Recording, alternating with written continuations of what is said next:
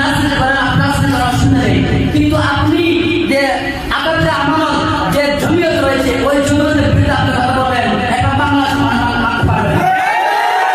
উচিত আপনি চুরি করেন, আপনি খারাপ করেন,